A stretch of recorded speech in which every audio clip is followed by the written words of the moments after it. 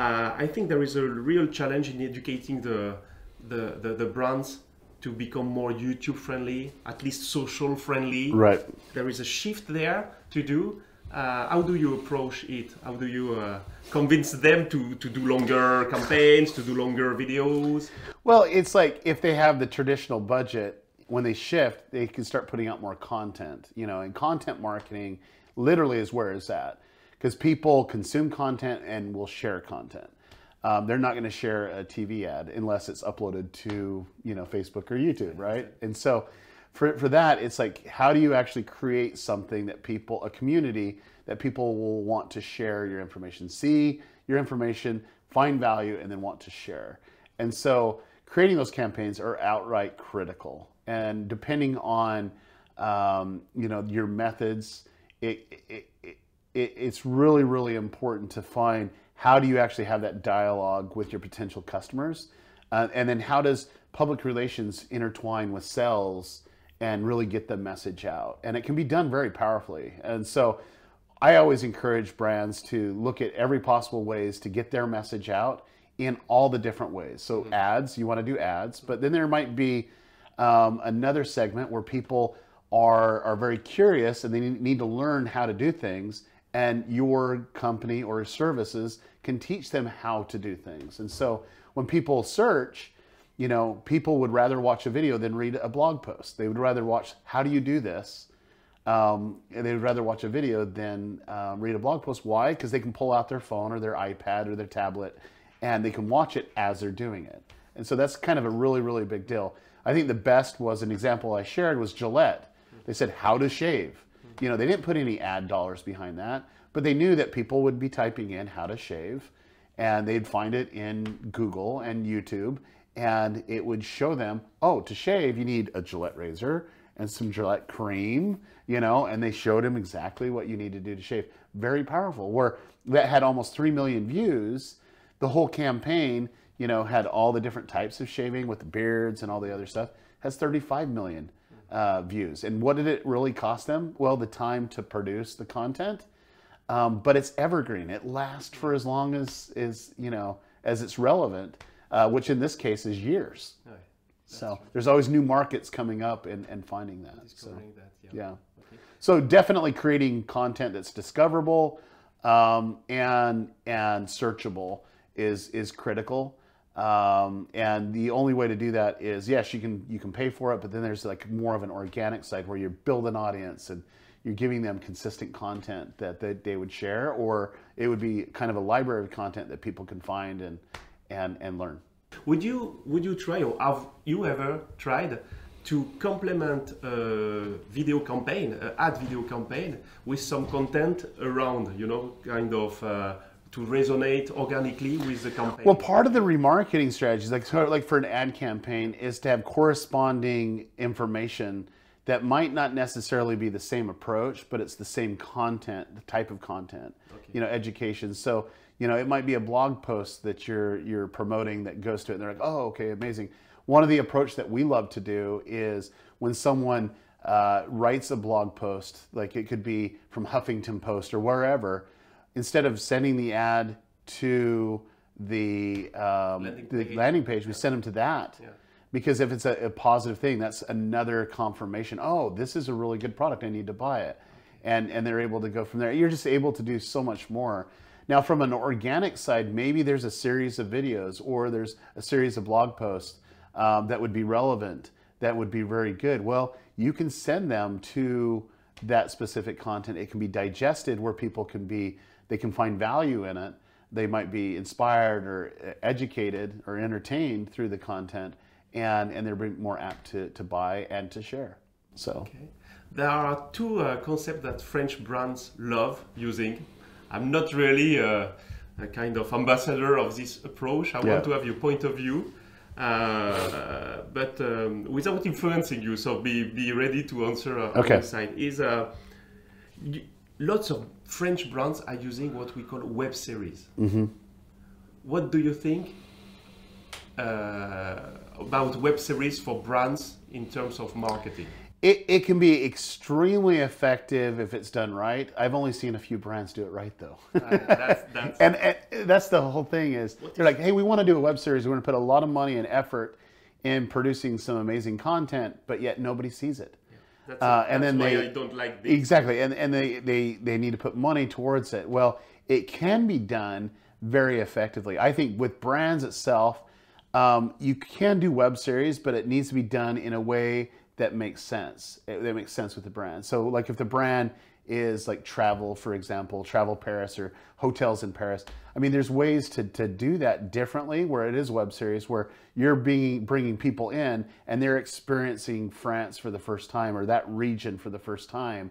And that's the series, is them exploring and you know, it's more the journey, the story than the brand of the hotel. Okay. You know what I'm saying? Yeah. And so you can be very creative to do that. And you can be very effective of getting the right people to be in the web series. But I've only seen it done like maybe 2 or 3 times ever that was done right. But because they just says, oh, this is a great idea and this will work so well with our audience, but yet nobody watches it. That's what I'm telling to the French brands here, is to explaining to them that the web series is not a YouTube friendly format. Yeah. Well, it's not a friendly format at all. I know. Yeah, so I look at it, it's like I would rather do influencer marketing where, you know, someone that already has an audience, maybe have them come be a part of the series where they're doing 1 episode or whatever and their audience comes and watches it. That'd be a lot more engaging, but still there's complications to it where it would be better spent to say, okay, what type of content can we actually create that would bring value? Web series, I don't see being that effective. Other also, I would say, system that French brands are using a lot is influencers, yes. YouTubers, to cooperate or to do some video content. What do you think about this kind of brand and YouTuber collaboration? I think it's great. I think it's great, but this is what I found is brands don't know what to ask YouTubers to do. And YouTubers, if they haven't done enough, they don't get it. They just say, oh, I just got paid and I got paid a lot of money and all you got to do is a shout out. You know, and they don't really look through how can I tell the story of the brand. There's one individual that I've been really impressed with, probably more so than anybody else, was Sean Duras. He is a Snapchat celebrity that converted over to YouTube and now has millions of subscribers and gets millions and millions of views. He finds a way to tell the story of the brand in his content, not where he's selling out or it feels like a commercial, but he's telling the story behind it. And that's the type of influencers you want to go. And there's a lot of influencers that can tell the story, because is it just getting your name there and they're talking about it and they have a big audience? No, it's about an engaged audience that they can tell the story and have the right, you know, the right scenarios. And when they say go check them out, that they'll literally stop what they're doing and go check them out. And so that's a very, very big deal. That's something that I would look for. Now, there are tools and ways to see how engaged an audience is. Not very many people know those tools exist, or you know, even know anybody that can do it. They say, oh, this person has a whole bunch of subscribers, so this would be the best thing to do. I would rather have, if there's somebody that has 1 million subscribers and someone has 10,000 subscribers, if the 10,000 subscribers are more engaged than the 1 million, I'd rather do the 10,000. It'll cost you less, and they're more engaged and do it. You can get like, you know, 20 of them or 30 of them that are the 10,000 size versus the 1 million subscriber, and you'll actually have a better, because you're getting more messages out, diversity of the audience. And so there's strategies behind it. And two, when you have a paid campaign, you can push traffic to that. Instead of buying ads, you're telling influencers, hey, tell them to go check out this video, and you can kind of see who's engaging and who's not. As for me, I consider we are really in the early stage of this use of influencers. Do you think it's a long-term strategy? Absolutely. Yeah. Yeah. It's always been that way. It's like they've done celebrity endorsements for things. However, celebrity endorsements doesn't work the same way. So I was in the airport here, and there's a whole bunch of U.S. celebrities that are, you know, promoting products and services in Europe and so on that don't do that in the United States. And just because, that their name's, associated with their brand, that's a very big deal. For me, the new influencer has an audience. Like if you go and take, like I was seeing Angelina Jolie, she had everything everywhere at the airport. Right. And I go look at her social audience versus someone else that's hair and beauty, makeup tips, and yet they have tens of millions of followers.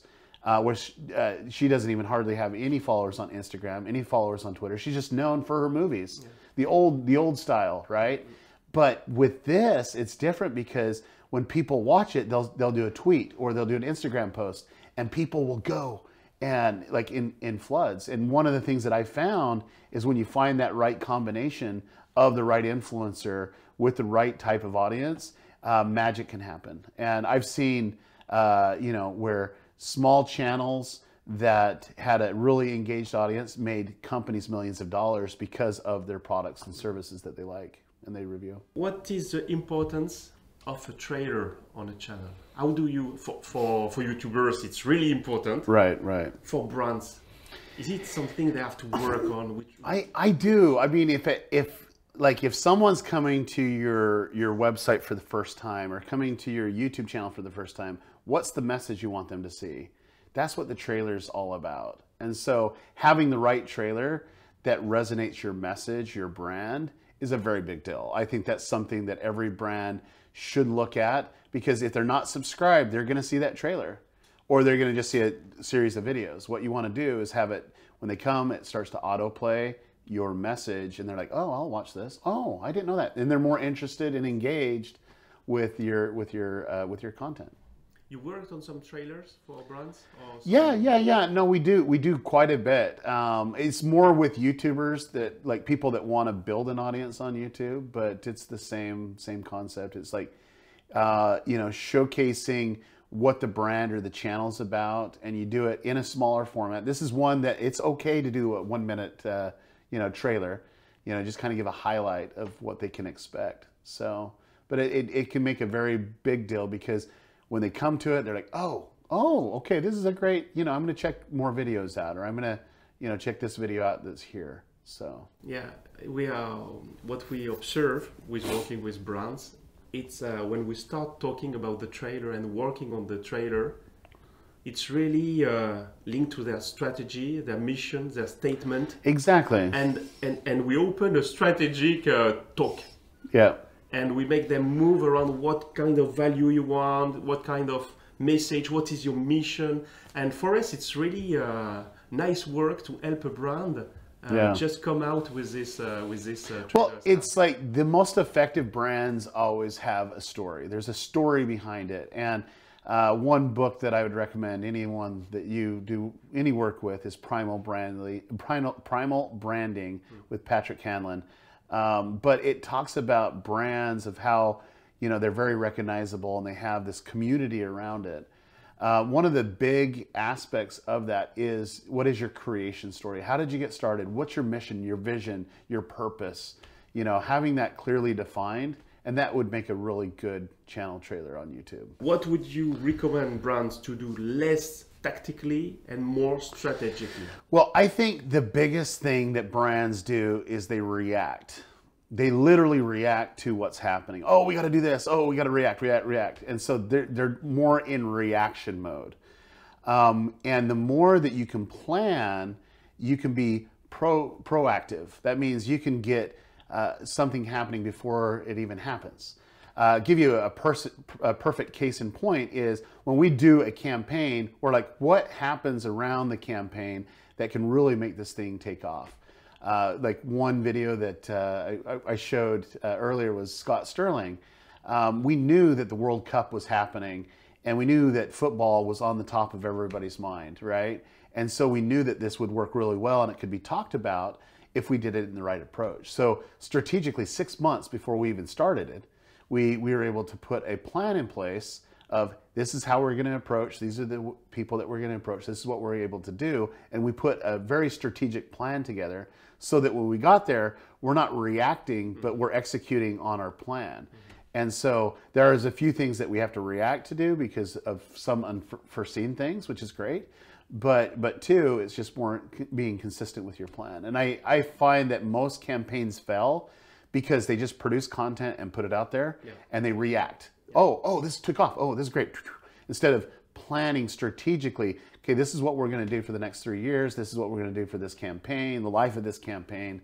You know, this is how we're going to do the launch, and so on. So for you, thinking on a 2 years to 3 years range is... I like to ask the client what they like to see in 2 or 3 years, because I want to make sure that the campaign that they're paying us to create coincides with their goals. Because if it doesn't coincide with their 2 or 3 year goals, then we're losing opportunity. Why are we even doing the campaign then? So if it can build to their goals and it's more aligned, the better it'll be. And so we will ask that question, what do you want to see in 2 or 3 years? Well, we would like to see sales from here. We want less, like there's a lot of people that have attrition, that people come in, but then they never come back and buy. Well, they want them to come back. Well, there's campaigns that you can do to get customer loyalty and more engagement that way. And so we try to figure out what they're wanting and what's the easiest course to get what they want. And that's what we create our campaign around. So it'd be, after that, it's the life of the campaign that tries to achieve the objectives of the overall goal. So thinking strategically. Very much so, yeah. Even if we are on the social media, that is snackable stuff. Yeah. There is a way to think. Yeah, well, it is. Like for me, it's like you have to put together a plan of what you're going to release, when you're going to release, and what time you're going to release. It's like, I'll go into a client and they're like, we want to build our Facebook audience. Like, okay, great. How often do you post? Once a day. I'm like, you're going to need to do at least 10 times a day. Well, I don't know about this, you know, but no, that's what you got to do. Like every time zone, you need to hit it, and you need to hit it in the right direction. And this is, you know, you got to create a plan of how often you're going to release live video, how often you're going to do regular video, just posts, pictures, memes. You know, you have to have a strategy to grow. And one funny thing, we had one client that says, okay, you can do anything you want to our page. Just, you know, anything you want. We just want to grow. We just want to get more likes. Well, we decided to do a meme, and like every other day we'd have a meme in our strategy. Well, we had one meme that took off. It went viral. It had 200 million video views, not video views, but post views on it. And it was shared 40 million times. And so that brand, they used to pay for likes, like get people to get their likes out there. This still gets anywhere between 10 to 12,000 new likes a day for the page that they didn't have to do at all. It's just all organic. And so having strategy is really, really powerful. Thank you very much, Derral, for your insights. And I really appreciate all you will learn approaching you and from your experience. Thank you very much. I appreciate it. And I think the more I get to know people here, the brands and businesses here, I think there's just a huge opportunity. There is. There really is. And I think the people that get it now are gonna get past that plateau and be able to get more market share. I really do. We're trying to find the smart brands. That's right. Either traditional brands, other startups, but now all is disruptive, all is changing. So it's just which smart brand can apply that, whatever where they are coming from.